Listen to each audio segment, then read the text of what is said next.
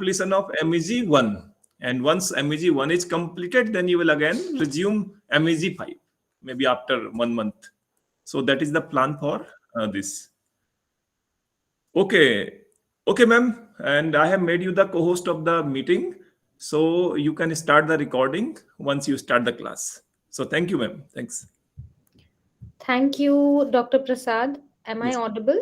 Yes, ma'am. Fairly audible. Okay. Now, what I understand is that we will continue with the MEG1 syllabus, the British poetry syllabus. We'll complete the British poetry syllabus and then we will resume literary criticism and theory syllabus. Yes. Uh, why I say resume is because, as I'm told, today I am supposed to give one lecture on or one session on literary criticism and theory. Incidentally, for the learners' benefit, this session is an introductory session. If you've noticed, the first book of your paper 5, MEG5, is an introductory book. So you basically are introduced to the course, literary criticism and theory. And since you want to finish British poetry and then come back to literary criticism and theory, we can resume a detailed study after we finish British poetry syllabus. Is that okay? Yes, ma'am. This is, I think it makes sense and it will be okay, ma'am. Yeah. Thank you, ma'am. Thank you. Yes. Thank you. So, a very good evening to all the participants today, all the learners. Welcome to this session. As I said, today we will briefly introduce literary criticism and theory. Let me tell you, as I always tell all learners, all students who embark upon literary studies, that you must learn literary criticism and theory very, very ardently, very, very seriously, and with a very, very close look at every topic, because no matter what you study from now on, literary criticism and theory will always be useful to you. You cannot do away with it, you cannot wish it away. It's a difficult topic. Sometimes students and learners often say that it's a difficult topic, and that's the reason they tend to leave parts of it. But I will suggest that if you pay attention and if you're regular, then this is one topic which you will in fact embrace more than any other topic. Okay, so with that said, I'm going to today briefly introduce literary criticism and theory to you. Of course, you're going to have a lot of queries, you're going to have a lot of questions, but I would suggest that just take a leap of faith and just believe that when we do topics one by one, when we actually study each topic one by one in literary theory and in criticism, that's when all your queries may be addressed. However, as I said on Tuesday also, if there is any query, anything you want to ask me, we will keep it for the end of the session. Otherwise, I may miss some of your questions. Okay. As far as this session is concerned, we will keep it about for an hour and a half, like the last time. And after that, I'll open the room to questions so that at least I know where to pitch my class the next time. I'm talking particularly about this MEG5 course. Okay. Of course, next week, as we've already discussed, we are going back to British poetry. One thing that I want you to try and see today is that you must apply everything that you're reading today, everything that you're learning today. Try and absorb aspects of it.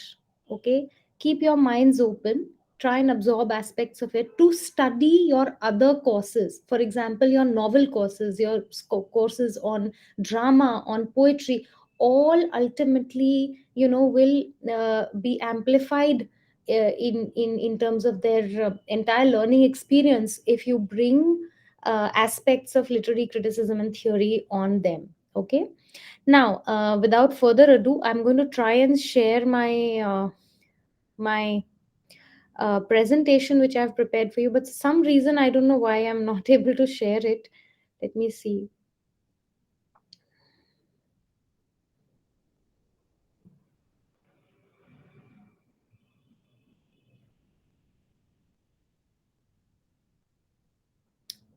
Ma'am, are you not getting that option present now?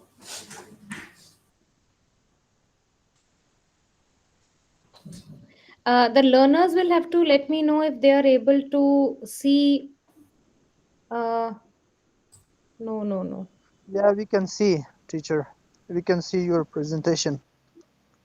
You can, because I'm not able to see my presentation. In fact, I'm. There is no slide. There are no slides. Yes, yes. I don't know what is wrong today, but I had prepared a presentation for you all, and somehow I'm not able to get. Dr. Prasad, is it possible that I share the presentation? Can I email it to you, and if you I could mean, share yeah, it? you can do that. But yeah, one just try, ma'am. Keep Ah, your presentation open. Don't minimize that. Keep your PPT open, hmm. and through taskbar, switch to this particular meeting without minimizing that, because sometimes whenever we minimize the PPT, then it disappears. So keep the PPT open in maximum mode, and then through the bottom taskbar, come to the meeting. Uh, that's what I'm doing. It says window, but this, And through window, you try it through window. yes, I was doing that, but somehow, uh, are You you are not. able? Are you clicking on that particular? Yes, now it's coming. Yes, it has come. Are you able to see? Because Yeah, it I is It, want. coming. Yeah, Yeah. we can see it's your visible. slides, It is visible now. madam. Okay, okay. Thank you for the feedback. And now I will start with the topic. So, this is basically just an introductory lecture on literary criticism and theory. It's a very interesting topic, and we will go into it in detail. Now, criticism is a word that we come across very, very commonly. Everybody has heard the word criticism many, many times on many counts. When we talk of literary criticism, we are it becomes a technical term. So, criticism, the word itself comes from the word krites, krites. Krites, it's a Greek word which means to judge. Okay, so what we're doing really is a judgment, a sort of judgment.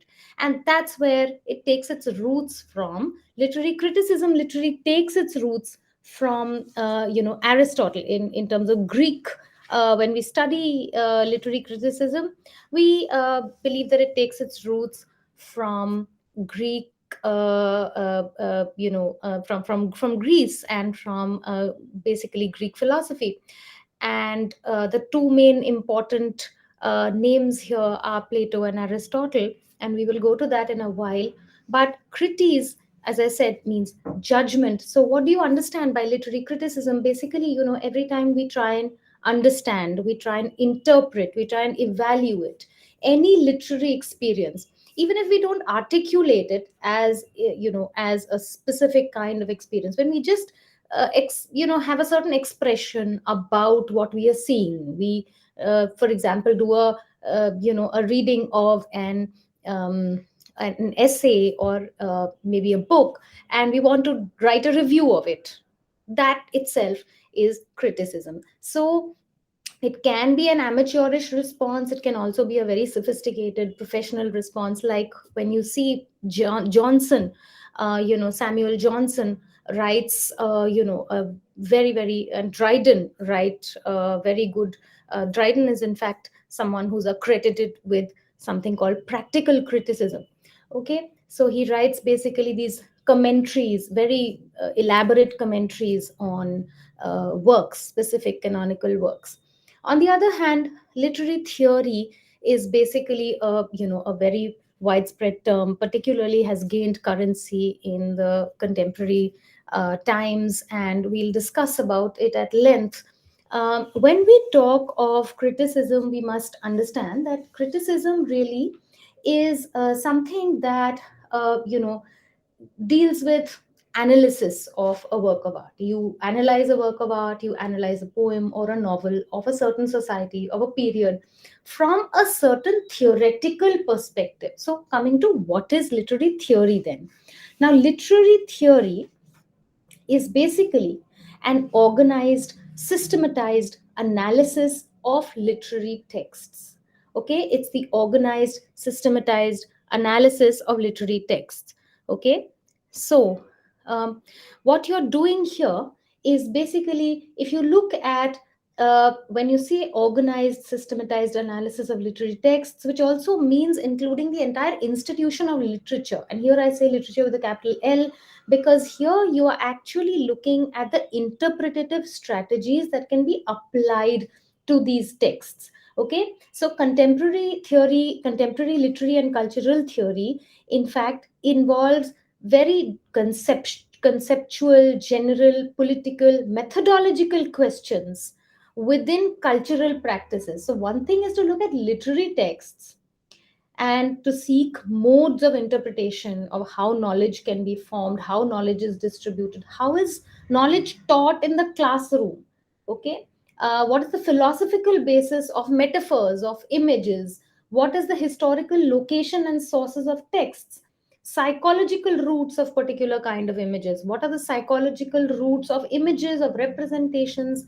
What are the political consequences of literary and cultural representations? Okay, so literary theory is not just literary theory. Here theory often tends to include not only literary analysis of literature at large, but also literature in terms of cultural text. So for example, other domains like because theory includes a whole range of domains. You draw upon many resources from anthropology, from psychoanalysis, from philosophy.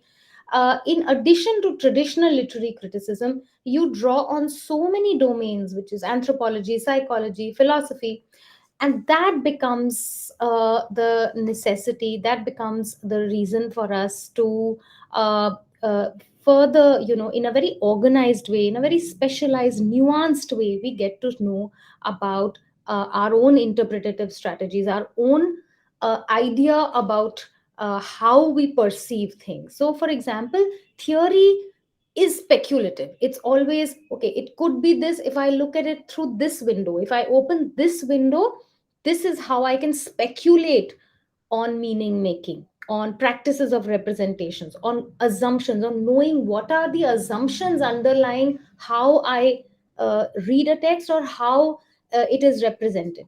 So, if we want to speculate on the relation of social structures, on meanings, how do we?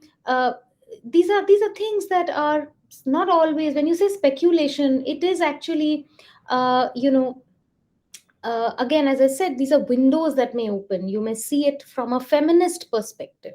You may look at something from a Marxist perspective.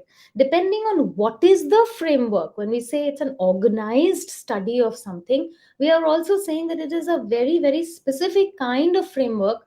You set the limits of that framework.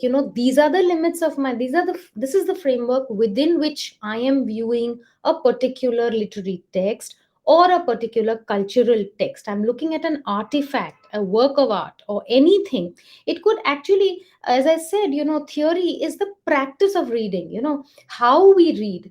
It's really a reading of how we read, and not just a text, but maybe a building, a road sign, architecture, dance forms, novels, newspapers, political developments. So, how do we view anything? By looking at it very, very closely. What is the window? What is the framework that we take in order to do this detailed kind of analysis of meaning making practices speculatively? Speculatively means that you are right now you are using this particular theoretical framework. For example, you're using a Marxist theoretical framework. So you specify that within a Marxist theoretical framework, this is what you probably understand. If you look at, say, deconstruction, we'll talk about deconstruction, in a more detailed and a more comprehensive manner. But basically, this is a very detailed analysis of meaning practices, and theory studies authors, readers, texts, contexts. It examines the genre, the medium, the language. What is the register that you're looking for in, say, films and novels and advertising? in political speeches, in clothes, in fashion. So theory is basically an examination of meaning practices. What are the meanings that come when we look at something in a certain way within a certain framework? Okay, and theory is political because it unsettles, it upsets established meanings of text. We've always been used, for example, if you look at the novel Jane Eyre, a lot of times, a lot of novels written by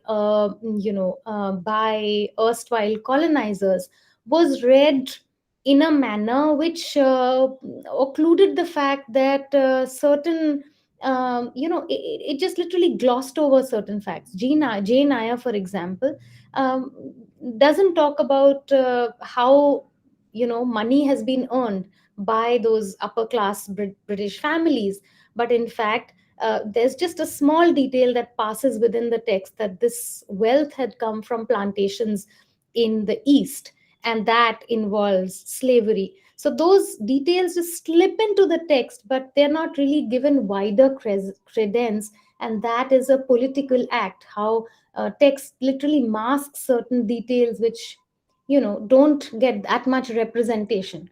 What is given representation is the rest of the story of that British household, but what in fact escapes or eludes representation are those minor details which the text in a sense masks. So it unsettles this political act of masking what the text wants to mask, right? So in that sense, theory brings to light that unmasking of certain meanings over others, right? So it is political because it looks at structures, it looks at institutions such as law, such as the university, the family, in which these representations are interpreted and meanings are produced. So it makes use of many aspects: reviews, criticism, commentaries, responses, social events, prefaces, legislation, market production, all these very disparate, very varied structures that actually go on to inform meaning, that go on to make meaning, regulate meaning, also disseminate meaning. How is meaning disseminated, right? So theory, if you look at, say, feminist theory, how is the idealization of the patriarchal family, in that sense, in films and in novels, in the way that it is represented usually, we don't question it because that's how we are used to seeing it. So how does that actually necessitate a certain politics, a politics where the woman may be silenced, where she may be her forms of labor may be suppressed, like she's doing work all day at home and that form of labor is not counted as work enough, and that is completely masked in a typical family setup, where in a film, for example, if the woman is doing a lot of household work and that is not counted as work, then we don't question it routinely unless we look at it from a feminist theoretical perspective, which looks at the politics of silencing the woman. And similarly, the same thing, as I was trying to extend it to for your benefit, to the um, colonial post-colonial aspect of how the West usually tends to depict this huge this huge umbrella term that they've created called the East, which becomes like this monolithic East, as if everything ranging from Africa and Asia, so disparate, so different one from another, and yet they're all homogenized as just one, right? So somebody else wanting to represent the East in their terms, and that is what theory questions. And it questions that by questioning the politics of such representation, right? So theory, in that sense, is very important, because theory really is something that helps us to, it really opens up newer windows. And as I was trying to tell you, that this reading of literature, for example, Marxist literature, where you've probably applied the Marxist theory of literature. So it's a form of, if you read a text and you read it, from a Marxist perspective, what you're doing is a literary criticism, okay, where you have applied the Marxist theory of literature. So you have done a certain reading, opened a certain window for yourself, and this window is a purposive reading. But what is the purpose here? To unmask Marxist ideas, which we will eventually study about. All right. So, this is just broadly, I was trying to tell you about literary criticism. As I said, literary criticism definitely involves a judgment. And here, the best example is practical criticism, where, you're trying to do a detailed commentary on any text. That is an example of literary criticism. Now, literary theory, on the other hand, as I said, is, I discussed this at length, and this is just an introduction, actually, just an introduction. We will be studying all these in individually. In feminist theory, there'll be a separate discussion only on Marxist theory, only on post-colonial theory. So those texts and contexts will get a better, we'll be able to discuss that better. Now, I wanted to talk about methods of literary criticism, but these are some examples. These are some of the methods of literary criticism. What you're doing is a close reading. So, as I said, in a Marxist reading of a text, what you're doing is employing the Marxist theory, okay, Marxist literary theory, to do a critical reading, to do your literary criticism, right? So again, comparative analysis. You can compare and contrast different works and authors. You can try and do a historical, read something from a socio-political and cultural background, where the socio-political and cultural background becomes the sort of the template against which you're reading a text. Uh, and then this we will discuss a little more in detail. We'll just go to this in a while. So when we look at, there is this, I wanted to just briefly bring in, see, intersectionality is basically analyzing the interconnected nature of various social identities. For example, how is it that gender, class, caste, race, ethnicity all come together uh, at the same time to constitute an individual, or to constitute a discourse about an individual. Ideological critique refers to how we can assess literature for underlying power dynamics, for underlying ideologies. Ideology, again, when we study Althusser, we'll study ideology in detail. Ideology is something that it constitutes us, and yet, even as it constitutes us, we are usually oblivious of it. We are always oblivious of it. But if we were not oblivious of it, it wouldn't be ideology. It works because it literally slips into our consciousness, and it's actually in our unconscious. So we will talk about it when we do Althusser in detail. Deconstruction, I'm going to give you just as an example. Deconstruction basically unravels binary oppositions and questions fixed meaning. You may have come across this term sometime, but basically, theory, the way it works is that it shows how one meaning or meaning practice or signifying process, basically how something is signified. Okay, so for example, if we say thank you refers to a kind of compliment that somebody has, it's a recognition of somebody, of our gratitude. And so we understand thank you like that. But if it is said sardonically, or if it is said in a certain context where it fails to mean really what it is, then the meaning of it will differ. So theory works how to show how one meaning or meaning practice has often been given importance over another. The task of theory is to reveal this process of rejecting or marginalizing one meaning in favor of another, and claiming that this privileged meaning is natural.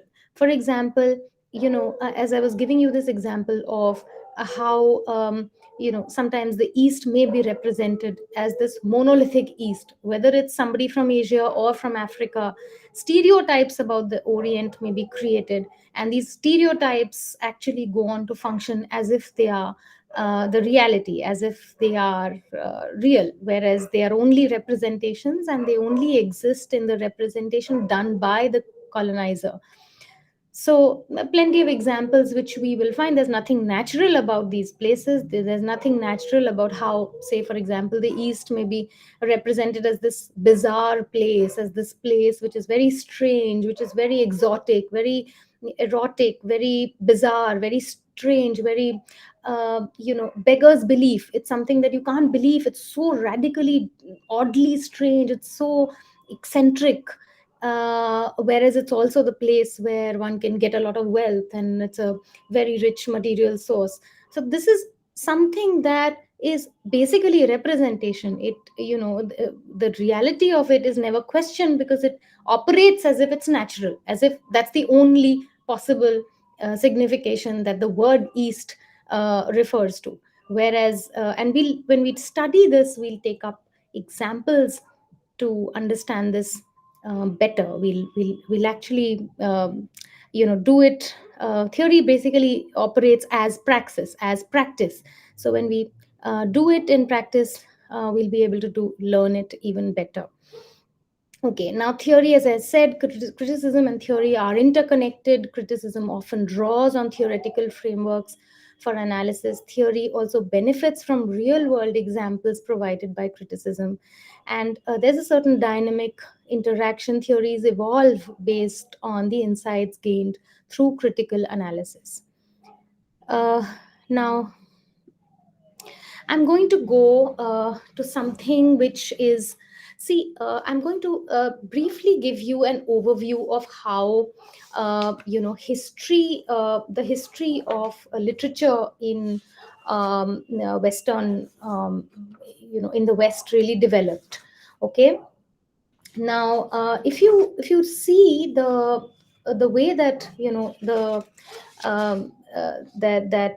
studies began in the West, um, there was actually if you look at the rise of English studies, education or higher education in England, it has a history of its own. Okay. It was basically a Church of England monopoly, and there were only two universities, Oxford and Cambridge, and in the 12th century, 11th century. And these were divided into small individual colleges, which were actually run like monastic institutions. So only men could attend them, and you had to be an Anglican communicant if you wanted to attend one of these universities or a college affiliated to these universities.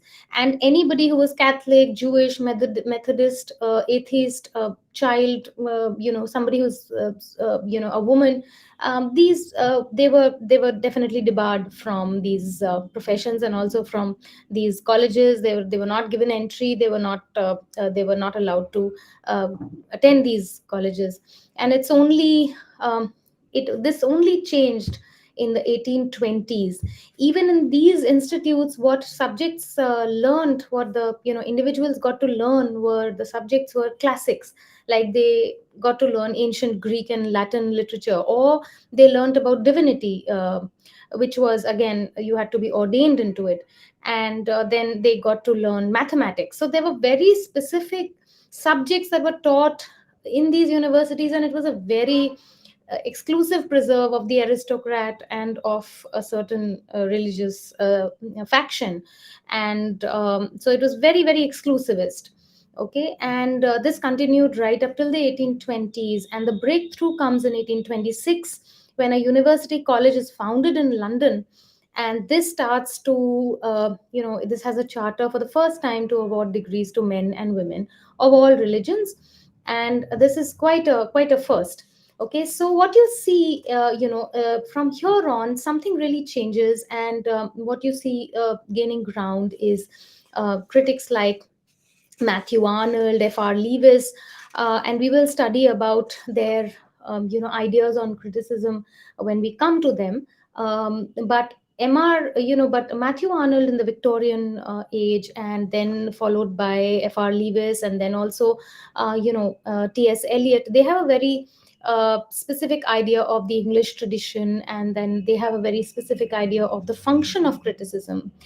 And coming to that, it is also very important to understand that before theory itself, the theory before theory, before actually, so the theory that rules the world of literary criticism without actually claiming that it is theory, it is actually liberal humanism. So studies in English, in England, really start off at a place where literature itself is something that's introduced much later in the 1820s. It's only then that it's open to a far more inclusive audience, to a far more inclusive learners, set of learners. But before that, in fact, it's very exclusive, and the subjects are also very exclusive. And the liberal humanist tradition that comes up in this period, in Matthew Arnold and F.R. Lewis, and they start to talk of a tradition, English tradition in the first place, is based on liberal humanism. Okay, so this is based on liberal humanism, and this is the theory before theory. You never heard a technical word like literary theory in these times, and yet, even during these times, right from Matthew Arnold, the Victorian age onwards, which changed the whole idea of literary criticism, or in fact, if not changed, really sort of, uh, you know, there was a paradigm shift in the sense of the idea of literary criticism, and that changes with Matthew Arnold, and because the idea of recognizing a sense of tradition comes, literary critical tradition of criticism, and literary critical tradition comes with Matthew Arnold, F.R. Lewis, and T.S. Eliot, and so on and so forth. And during this period, even though this period is not really the period of literary theory, we literary theory is a more contemporary term, but even during this period, the values that are that are assumptive values, that basically are assumed during this period, are the values that rule the world of literary criticism, and these are called liberal humanist values. So I'm going to talk about some tenets of liberal humanism. The first thing is the attitude to literature itself. It is believed that good literature is of timeless significance. Okay, it somehow transcends the limitations, the peculiarities of the age in which it was written, and such writing is not for an age but for all time. So Ben Jonson, who is a Renaissance literary critic, writes that Shakespeare is not for an age but for all time, right? And then Ezra Pound, at one point, is a modernist writer. He actually echoes this when he says news which stays news. The second thing, so as I said, all literature, whether it is written in any place in the world at any point in time, it if it has it within it the values of good literature, then it is of timeless significance. Doesn't matter when it was written. All literature is of timeless significance. It somehow transcends the limitations and the peculiarities of that particular historical moment. The second point is again something very similar, which says that that a literary text has meaning within itself. So it does not matter what is the context of the literary text.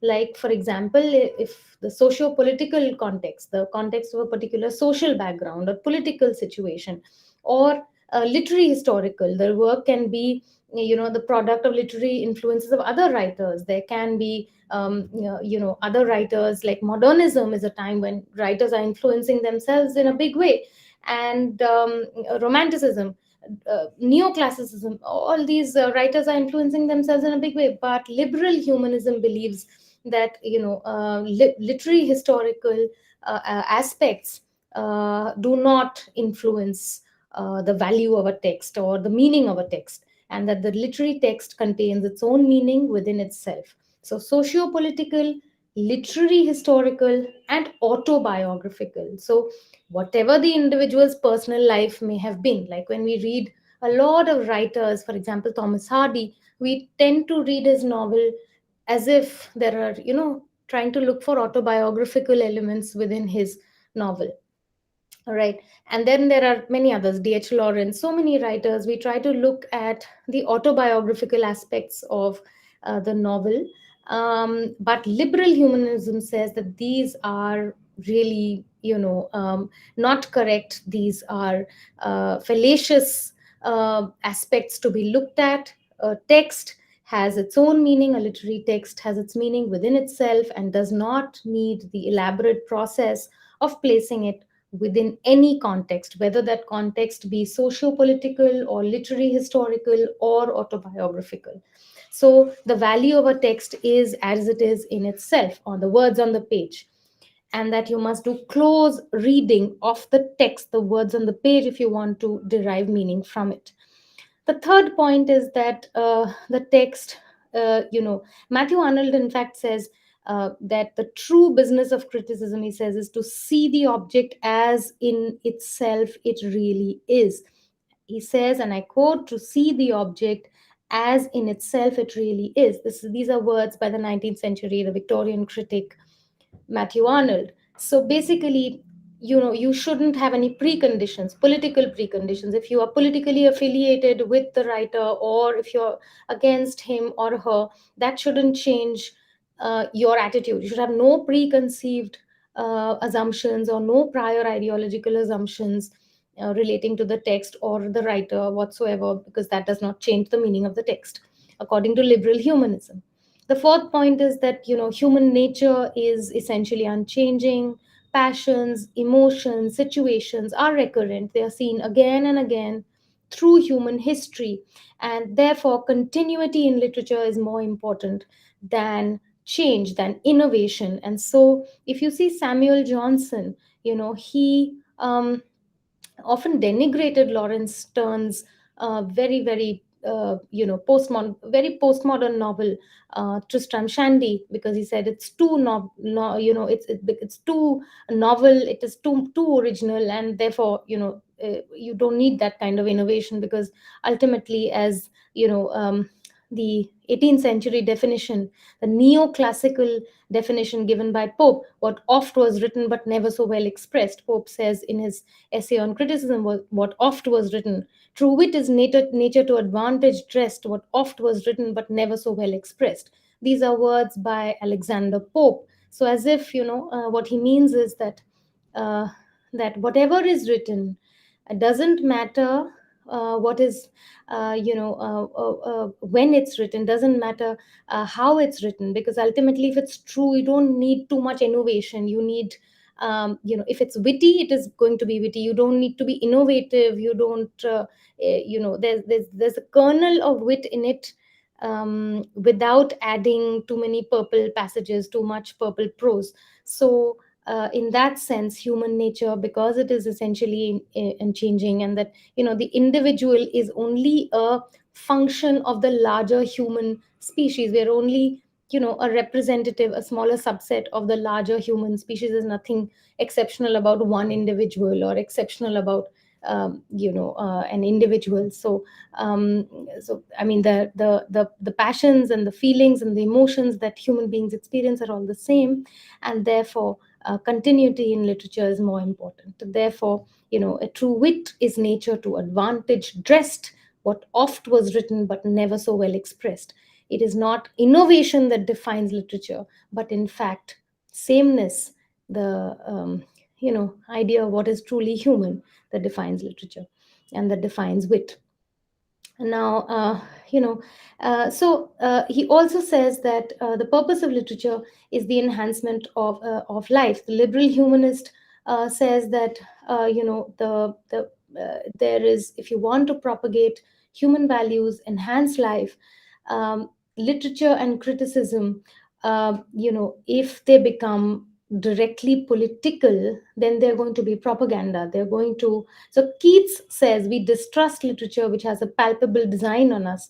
So you see, whether it is all the entire English literary tradition, right from Sydney, and in a big way now taken up by the F.R. Lewis, T.S. Eliot, and the modernist, and right from particularly from Matthew Arnold onwards, who actually recognizes that criticism is something that must now take up the role that religion once did. We are going to study about his essay later, Function of Criticism in the Present Time. But there are these, whether it is neoclassical writers, or it is Sydney, or it is Renaissance criticism, or it is Victorian criticism like that of Matthew Arnold, all of them have there are these underlying values of liberal humanism in all of them. Now, another aspect of liberal humanism is that form and content in literature must be fused in an organic way, and that one grows inevitably from another. Literature is not, any literary form is not an embellishment. It is not like a decoration which is applied externally to a structure, to a central structure. Like, for example, you write a poem, and then if you just because you say Jack and Jill went up the hill to fetch a pail of water, just because you've added rhyme to it, that doesn't make it an exalted work of poetry, right? If it is a work of poetry, form and content, the internal devices and the content, the meaning of the poem must, or the work will fuse together to form an organic whole, which is inseparable. Okay, and this aspect is explored further, is really built upon in a big way by new critics. So also the idea of looking at how, if you look at the way that we need to if we look at traditional English studies, there's a theorist by the name of John Locke. He writes this essay concerning human understanding in 1690, and he puts forward the view that ideas are formed when direct sense impressions from the world are imprinted on the mind. So the mind really assembles these sense impressions, and that gives rise to the process of thinking. So in this particular version of cognition, Locke rejects introspective speculation as valid knowledge. So you need direct experience, the evidence of things. That's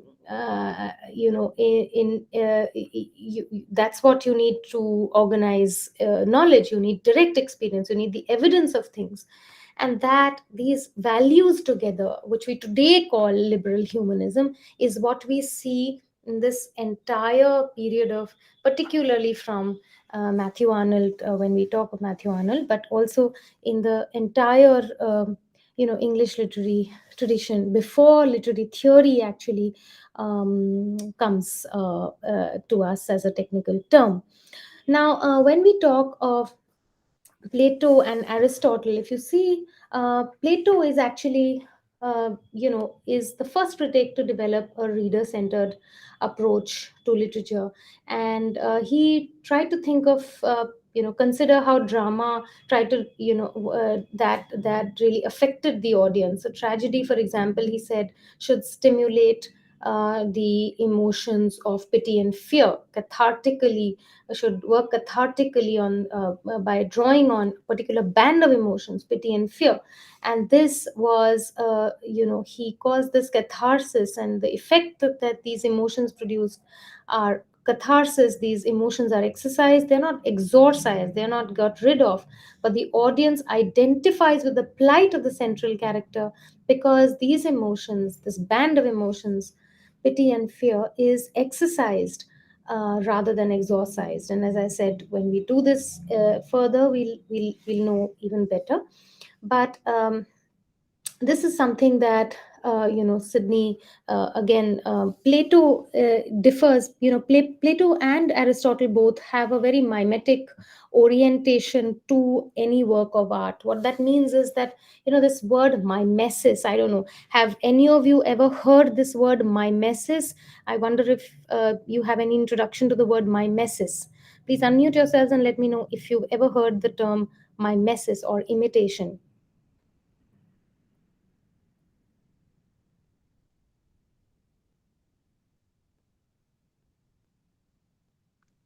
Yes, ma'am. Imitation means copying someone else's action. Okay, that's a good attempt. Well, imitation, mimesis here in the in this particular sense of the term, mimesis refers to a kind of imitation which is based on, the imitation of the universe, of the representation of art.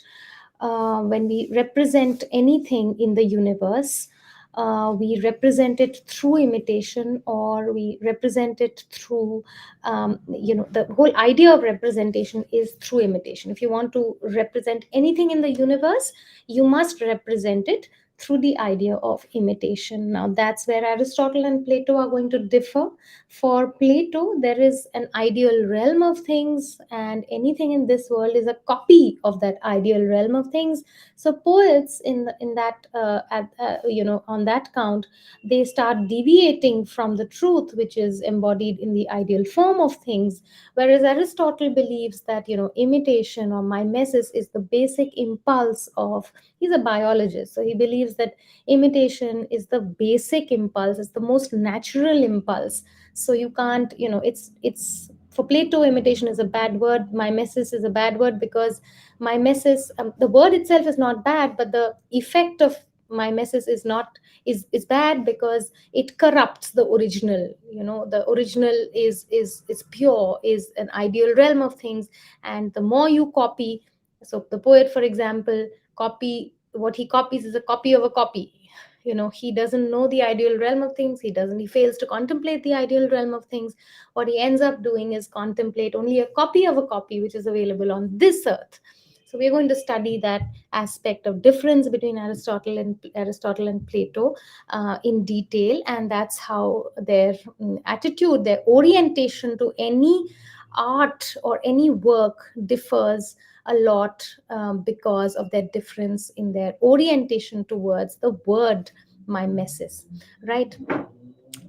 Then we talk of the English tradition, and here I've just come up with 3 terms, but actually there's so much. We will do them bit by bit. Sidney, for example, Sidney is a court poet. He's extremely offended when he writes this ars poetica, and Horace writes this ars poetica.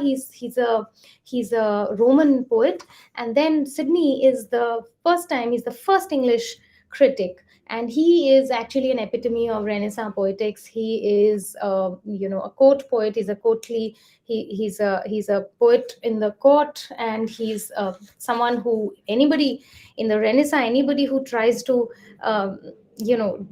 slander poetry, he's going to come at a quick defense, because he's, after all, he is representative of the English court. So he defends against this attack on poetry by Stephen Gosson, and he is the epitome of Renaissance poetics. And I'm just going to tell you very briefly about, see, there's this whole English traditions of writing apology for poetry, defense of poetry. Sorry, the defense of poetry, an apology for poetry. These are essays that are written in the English literary critical tradition. In Sidney's apology for poetry, there are 5 main points that are addressed. So the first is conventional reasons why poetry should be highly valued, because of the antiquity and the universality of poetry. Secondly, arguments of a more convincing kind based on the exposition of the nature and usefulness of poetry itself, the kinds of poetry and their usefulness. He discusses at length what are the different kinds of poetry and what are the usefulness. Now, remember, this is a time when the English court is writing a lot of sonnets. Sonnet is a new form. Renaissance is a time when literature and art are proliferating, and so Sidney will not take any slander against poetry. Also, the third point is that he discusses the objections against poetry, which are largely, every time there are objections against poetry, it's all going to be largely drawn upon Plato and his charge against poets. We will discuss when we study Plato that Plato actually banished poets from his ideal republic. Now, and there are reasons that he gives for it.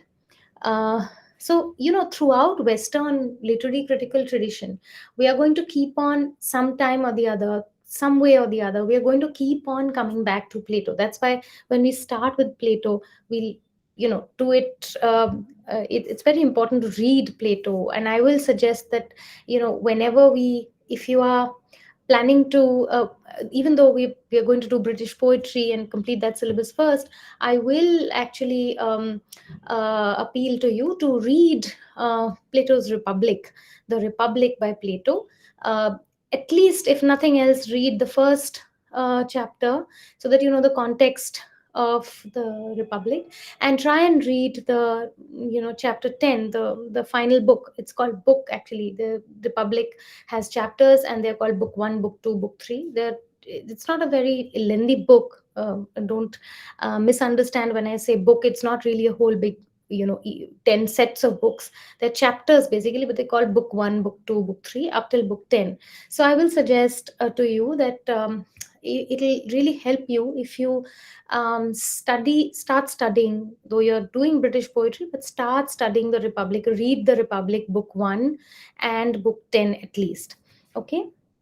Now, Sydney also talks about, he makes certain remarks on the state of contemporary English poetry and drama, and he actually objects to tragicomedy and the violation of the unities. He also makes a lot of remarks on style, diction, versification, etc. Then comes Dryden. Dryden again is a neoclassical poet, and when we see Dryden's essay on dramatic poesy is again a very interesting. He's called the father of literary criticism. He actually does this whole range of criticism. His oeuvre of literary criticism is the widest English literary criticism until him has ever seen. So he becomes actually the father of literary criticism. Sidney is the first English literary critic, because before that you have Greco-Roman criticism. Largely we study Plato, Aristotle, Horace, Longinus. It's, Sidney becomes the first English literary critic, so to speak. English literary critic. Dryden is the father of literary criticism. Then I so neoclassical, Dryden is a neoclassical literary critic, a neoclassical poet. And neoclassical literary criticism has a number of assumptions. It really has, neoclassical theory, literary theory has a whole set of assumptions. Like, for example, they believe the rules given by the Greco-Romans must be followed by poets. That the reason is very, very important. That editing of literary texts is very important. That you should write in moderation. You should use moderate metaphors rather than employing hyperboles. And there are many, so there are many things. That genre, you must write true to the genre. The subject must make sense. Sorry, the subject and the treatment given to that subject should be based on generic lines. Like, if you're writing epic poetry, you shouldn't write it like a lyric poem. You shouldn't. It's a serious form of sorry it's a serious form of poetry. So you should write the epic poetry like it should be written. There are certain rules, that certain meters that should be employed. You shouldn't write it like as if you're writing a comedy. Romanticism, again, now Dryden was literally the father of English literary criticism. And literally, he and Pope represent the two pillars of neoclassical literary criticism, and their assumptions that I've just shared with you. We will do this in detail. On the other hand, as a reaction to neoclassical literary criticism, you also have another idea. This, if you bother too much about rules all the time, and that these rules given by the Greco-Romans, and if it deviates from those rules, then that's not good literature. Versus good versus bad will be decided based on whether you follow the rules or no. Now, a time comes when there's too much adherence to rules, and the romantic literary writers, literary critics, the poets in the 19th century, in the context of the French Revolution, they want to react to this whole obsession with rules, and they want to write about, they want to bring in subjectivity. They want to bring in expressionism. They want to bring the individual to the fore, rather than writing only in terms that are generic, only in terms that are testified by certain rules of literary criticism, rules which are going to be decided by a select few who are learned enough to decide what is good literature from what is bad literature. Romantic writers say that let's give the dignity back to the farmer, to the person in the field. Let us write about them. Let us write about their ordinary lives. Let us write in simple terms, rather than have these whole set of rules which are only available to a select few. So they bring dignity back to the farmer, to the democratized poetry in that sense. um, then you also have this whole range of writers. Now modernism is a time, in the early 20th century. Modernism requires a whole lot of explanation, but we'll just wait till we actually discuss that in detail. Writers like T.S. Eliot um, draw upon modernism. uh, Modernism, in fact, draws upon romanticism, but also deviates from romanticism. It's also a response to romanticism, and modernism what influences young writers like T.S. Eliot, and then after that, writers, new critics. They are hugely influenced by the events of the 20th century, and they believe that a text, right from T.S. Eliot is actually someone who's accredited with this idea of tradition and individual talent. Okay, so he writes this essay, Tradition and Individual Talent, that he believes that the whole English literary tradition is not an isolated tradition which belongs to a select set of people. Tradition, in fact, is a very good word. It's not a taboo word. We shouldn't look at it with a sense of smugness, or we shouldn't look at it as if it's a bad word. We shouldn't be fearful of tradition. We should in fact embrace tradition, because tradition is what has made us today. Need to know where we've come from in order to know where we are today. And therefore, T.S. Eliot's idea of tradition is a very uh, it literally roots for tradition, literary tradition. And this literary tradition is not limited to England, or even not limited to Europe. He says the entire literary, yeah, it's limited to Europe. He says the entire literary tradition, from right from the Decameron, right from Dante to our own day, all is constantly evolving. And so it's not that it's not just the major writers, the major canonical writers who will constitute this tradition. The tradition is an ever evolving edifice. It's always that the past is always going to continue to influence us. We cannot run away from the past, and we can only embrace it. And when we embrace it, that's when we get a clearer sense of who we are today, and then we can know where we are going from here, right? So T.S. Eliot has a particular take on the idea of tradition and the idea of the individual. The individual is not somebody who should shy away from tradition, but should actually consider himself or herself as part of that tradition, and should embrace that position. um, Takes a lot of pride to say something like that. Then we have a different idea of myth criticism, which Northrop Frye gave us. And here, this is a very this is a form of genre criticism, and we'll have to discuss. It's a very specific kind. He writes this book called Anatomy of Criticism. If you get a chance to read the book, even the first chapter of the book, Anatomy of Criticism, we'll try and address this Northrop Frye and myth criticism at some point. Marx and Marxist criticism, again, um, I'll just discuss with you now. I was trying to there's some things which I wanted to discuss a little before. These are just basically introductions. They just meager introductions, but I'm going to slightly build on them. So Marxism provides a sociological context for the interpretation of cultural forms, whether it's a film or a novel.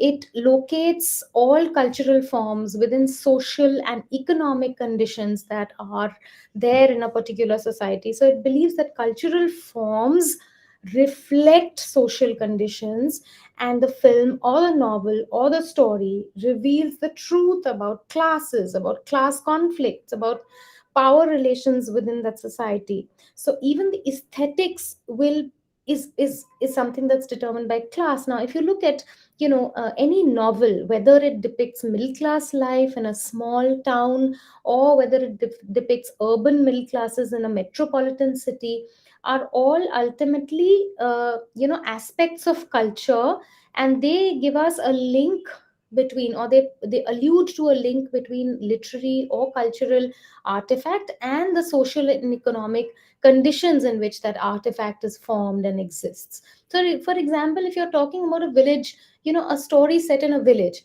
then the concerns will be that of village life, and that influences the entire aesthetics of the novel. That literary or cultural artifact is going to be influenced in a big way, entirely, in fact, according to Marxist criticism, by the social and economic conditions in which that artifact is formed and it exists.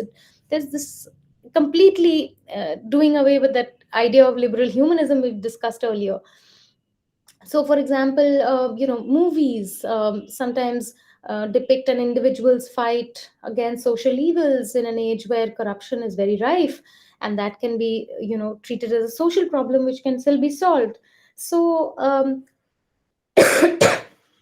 in that sense, the language or the literary form appeals to viewers because it captures a social experience. It even if it as it gives suggestions to change that experience.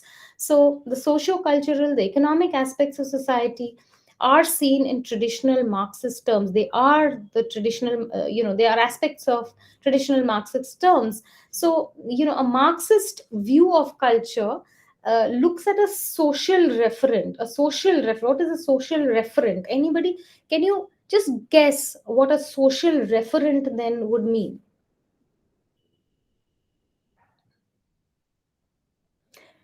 I'll ask my question again. A Marxist view of culture would tend to seek a social referent.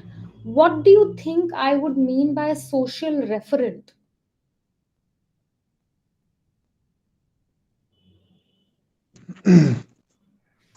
Ma'am, do you hear me? Yes. So as I think, as we have to give you opinions, as it is our beginning class of the literary criticism. So in my opinion, Marxism, he is famous for many theories and many, so he may have some literary criticism as well. So the question you asked, I think he is talking about that the society, everything should be done through society, through gathering, in my opinion. Okay, anybody else?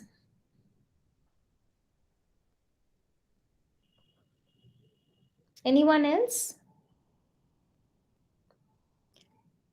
Please unmute yourselves and answer if you feel like.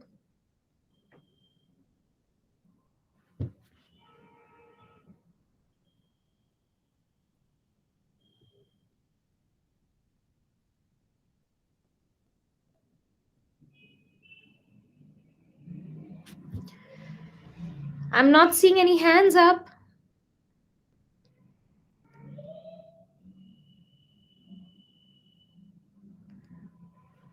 Okay. Okay. So I take it. May I know who answered? Please put your hand up.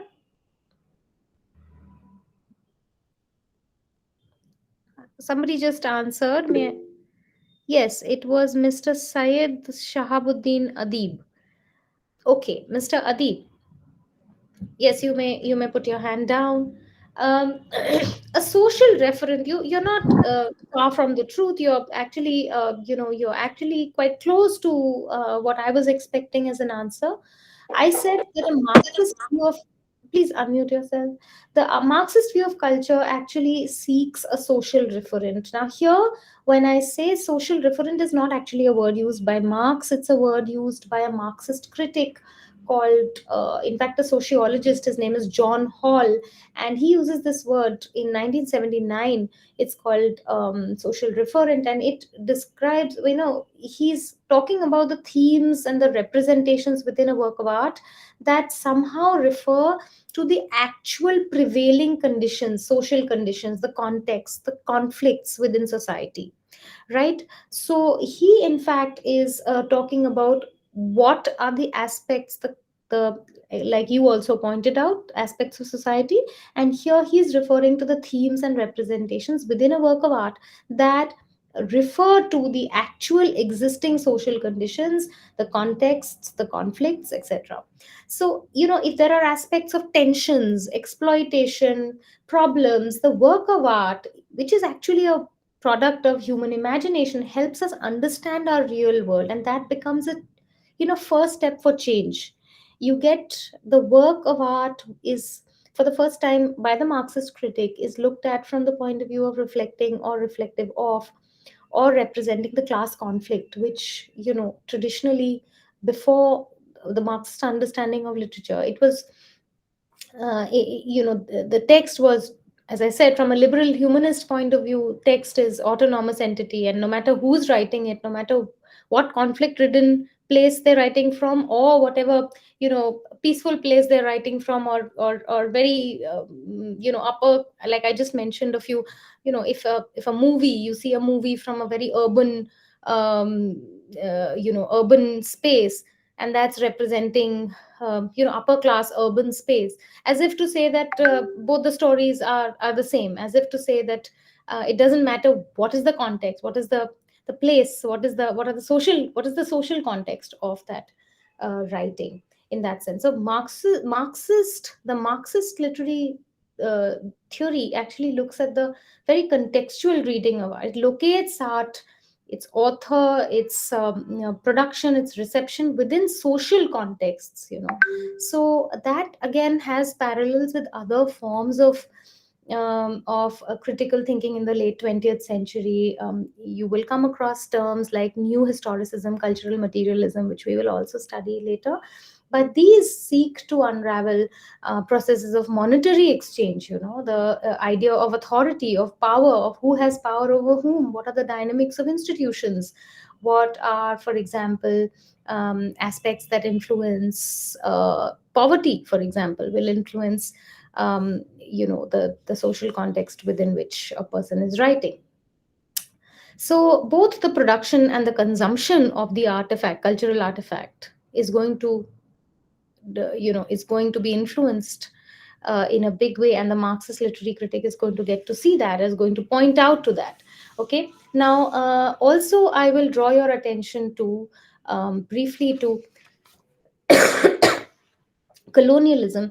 Now post-colonial theory, for example, again, post-colonial theory will require a detailed discussion, but and I will if you can try and get a hold of a good post-colonial reader, in the meantime, there are very good post-colonial readers. One is a good starting point would be The Empire Writes Back, by Bill Ashcroft. And you can read this book by Bill, The Empire Writes Back, if you want to do extra referential reading. So, post colonial theory is again a method of interpreting, of reading, of critiquing the cultural practices of colonialism, where it proposes that the exercise of colonial power, the slides are not visible, Mr. Rehan, because the slides are over. I've already made my presentation, and now I'm just discussing a few more things. So I've ended my presentation, and now I'm discussing the aspects of theory a little further.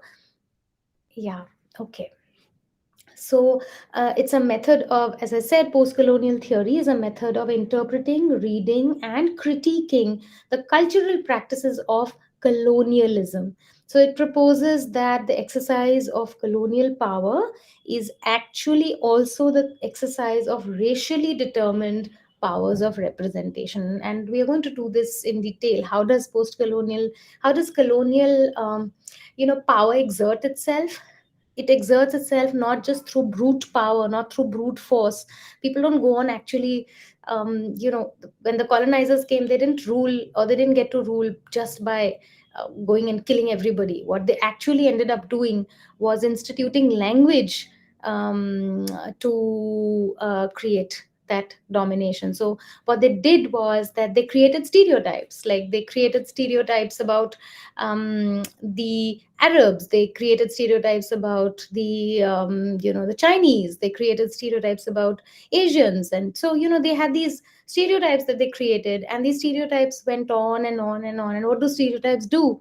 Stereotypes actually fix people. When you know some enters, when you know everything about a person, you have complete control over that person, and that's when because stereotypes are getting circulated, the same kind of stereotypes are getting perpetuated all the time. So when that happens, they have complete control and complete power over that population, and so they ruled by exerting force, but also more importantly by putting up this discourse of colonialism, this ideology underlying theirs as a superior power compared to the East as an inferior uh, you know um, culture compared to theirs. So, and this was internalized by a lot of population, because that's how they perpetuated it, through language. So post-colonial theory studies that aspect of how that continues even after formal decolonization, after the colonization is long over, and yet you know the European powers, they controlled large parts of the world, in terms of colonies.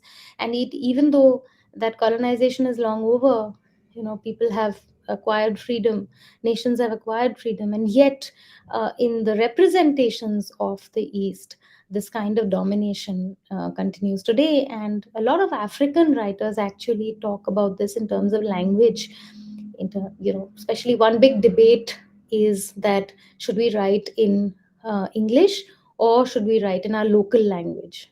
Like African writers will say that should we write in Gikuyu, which is the local language, like, and Gugi wa Thiongo goes on to ask this question about, and makes it a point to say that we should, he should write in his local language rather than writing in English, because language is where politics is most operative.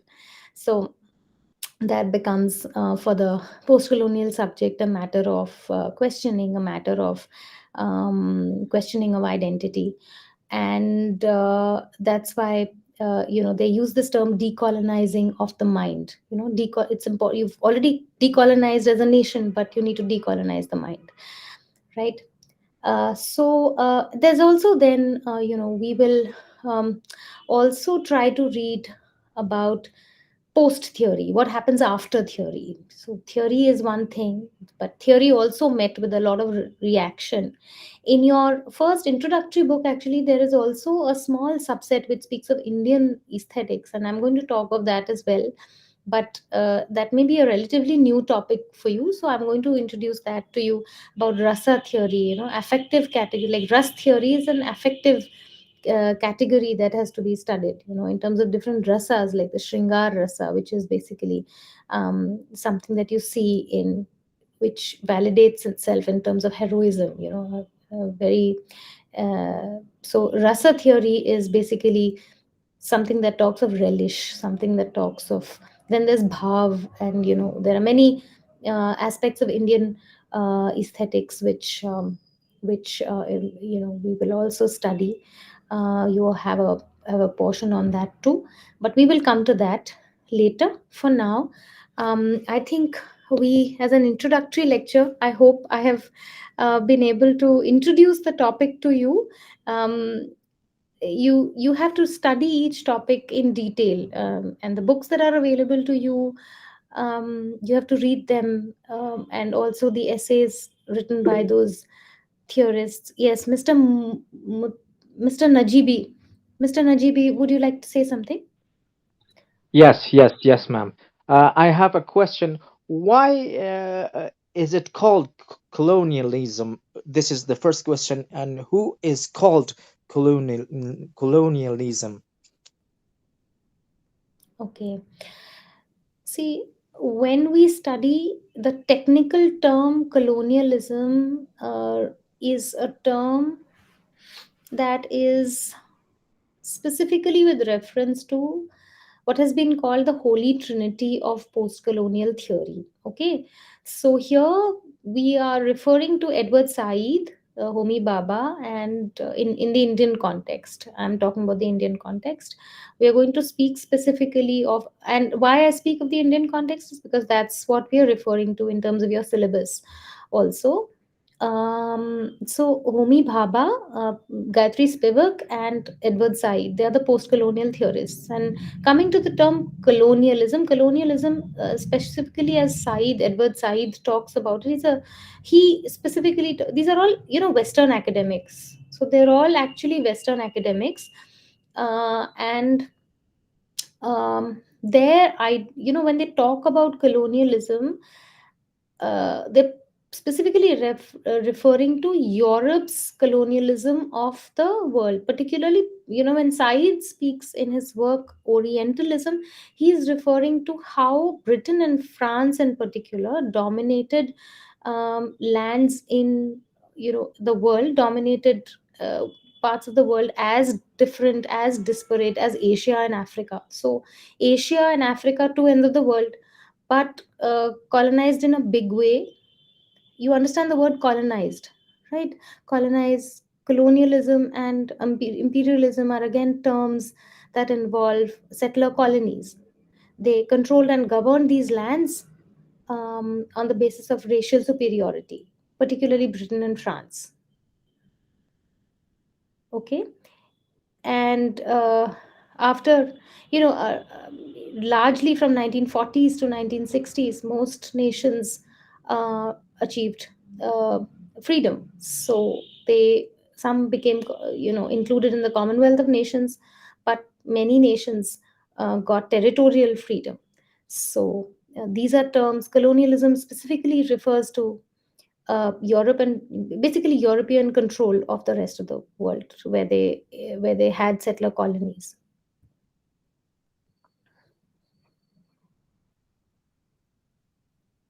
Is that clear?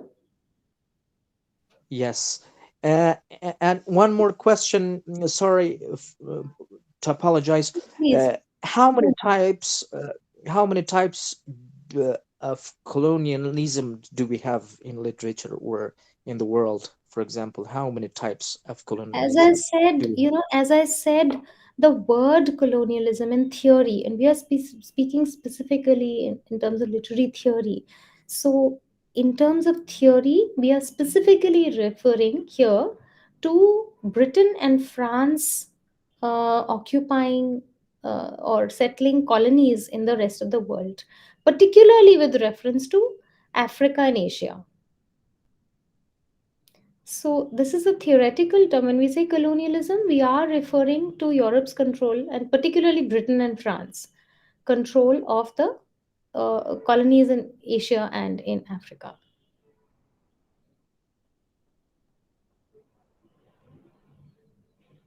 Okay, thank you. Um, there are going to be, I discussed very briefly deconstruction. There's so many other things, but these are going to have to be studied in detail. I mean, we've just this was only a matter of introducing these topics to you. You will also have to do a lot of your own reference reading. The reason I referred to these topics also was because to give you an understanding that unless you go through these, please go through your your study material, because every time you want to come for a session, you must go through your study material to at least get some semblance of where we are likely to head towards, because some of these terms are quite challenging terms. Yes, Mr. Rehan, you would like to say something? Yes, thank you so much, respected instructor or lecturer. You have explained everything very good and I can say very expandedly. So I can add something that about the importance of literary criticism. I didn't know much before this session, but as you have provided such broad details about the literary criticism, so once I have studied it in my college time or my university time about the critics and critical reading. So looking to critical reading, I can say something about the literary criticism, the importance of literary criticism,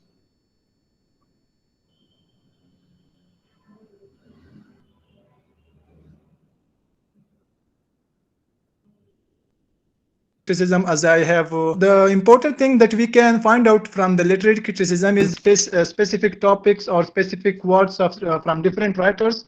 So the new literary movement has emerged. So, we can say that first day was classic literature. Then that was changed by the reason, the movement of reason. Then it was changed by the naturalism and symbolism and romanticism, and followed by then it was changed by the realism and the post modernism. Yes, post the modernism and postmodernism. So all the movement which came out was just because of the literary criticism. It was my opinion.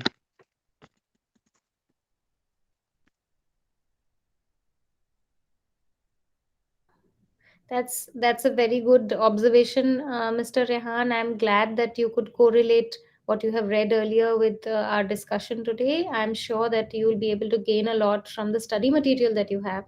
Please go through it. I'm sure that will benefit you in a big way and will help you understand what we are going to study in future very well. Mr. Parsa would like to say something. I'll be willing to please take his query or his observation. Mr. Parsa, please unmute yourself and please come in. Hello, Mom. First of all, thank you for this nice and awesome presentation for literary theory and criticism. I have one question, and that uh, return to the first time of Britain, as you mentioned about England, for example, in the 18th century. So about the traditional English, I mean, because that time in the church, as you mentioned also, so the subjects for study was divinity and also mathematics. So the church was somehow supporting these two subjects. So divinity is acceptable. So I do agree with that, because religious will do that one. But about mathematics, so it is about question for me. It is a question that how is it possible that church allowed to study mathematics also in that time? So how is it possible? Because mathematics talks about nature and divinity is somehow kind of opposite to that. So is it possible, or I just want to know this? Thank you. That's a very, very good, very intelligent question, Mr. Parsa. I'm really glad that you make that observation. Let me tell you that traditionally, in fact, see, if you look at the history of British poetry also, the reason people always got into trouble in any college or anywhere was when they started questioning divinity. They never got into trouble when they started questioning, say, a particular theory of mathematics, right? So, and as I say, Greek and Latin literature, Greek and Latin studies, which are considered to be pagan studies, again does not sit very well with Christian studies. You had to be an Anglican communicant to get admission in these colleges. So all these three subjects, these three streams were being studied by students. And again, it does help that it's a very exclusive class that gets admission in these colleges and universities. And I'm talking about the 12th and 11th centuries. Things changed in the 19th century, from the 19th century onwards, right? This was not the case in most other parts of the world. But in England, this was how education was, that this was the education, this was the scene of education. That in Oxford and Cambridge were the two leading universities, and other small colleges were affiliated to them. In fact, if you read, Jude the Obscure, the novel, you will see that Jude actually wants to study in Christminster. But, the fact is that, again, as I said, Greek studies, Latin studies were also other streams, and they also don't, they're pagan studies, they're not Christian studies, exactly opposed to Christian studies. But they were streams, they were considered as separate streams, just like mathematics was. However, you would not, even if you were studying any stream, you were not expected to do to come at odds with your with what was the ruling religion of the day. Does that answer your question? Yeah, mom. Yeah, I got. Because that time, as you mentioned, also Latin and also Greek. So they were somehow they also thought, but it was a big question for me that how is it possible to keep the balance of nature and also religion at the same time? Thank you. And in fact, I'm very happy that you thought, this was a very logical question, and you will get some answers from, if you read Milton's Lycidas. Milton's Lycidas is a poem written by Milton, and Milton actually, talks about, he's written in the 17th century, okay? And in the 17th century, he is writing, and he is, in fact, his poem Lycidas is written in the first period of his writing career, literary career. John Milton is a very canonical, famous writer, the author of Paradise Lost and Paradise Regained. But in his earlier poetic period, he writes this poem called Lycidas. And Lycidas, is a poem where initially, so he hasn't yet matured into a poet. And at the start of the poem, he says that, he lays a disclaimer that my poetic powers have not yet reached fruition, and yet I'm about to write a poem. And throughout the poem, he's actually a staunch Protestant. He's a Republican, right? But at the same time, he is using Greek, pagan imagery, because he's employing a style of a convention which is called pastoral idyll. He's writing a pastoral elegy where he's employing themes of the pastoral, which basically are Greek in origin, right? So he's employing a number of, say, Venus, and all these nymphs of the, somebody has passed away and his best friend has passed away. Not actually, he's not his best friend, but somebody, a colleague at college who's a fellow poet, has passed away, and he's writing a dirge, he's writing an elegy to mourn the death of Edward King, his friend, so-called classmate. And in doing that, he's right in Lycidas. Milton is actually employing both Christian elements and pagan elements. So you will see, examples of this, and Lycidas is a very, very, very important example here. Okay, any other questions? Thank you, mom. Thank you.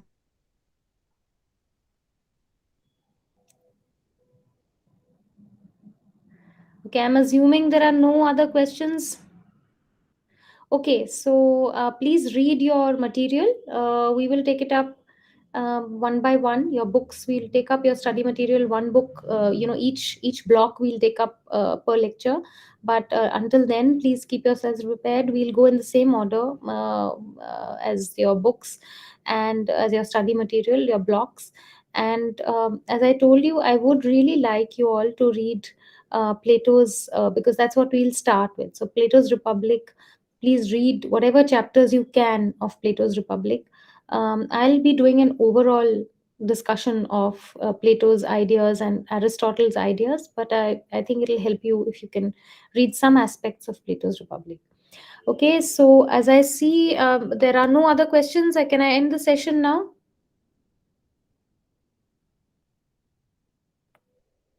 Yes, ma'am. Okay, thank you Yes, for ma'am. patiently hearing me out. Yeah, I'm now ending the session, and we will meet next Tuesday to discuss British poetry. We will do the next block on British poetry. Okay, thank you. Good evening. Thank you, mom.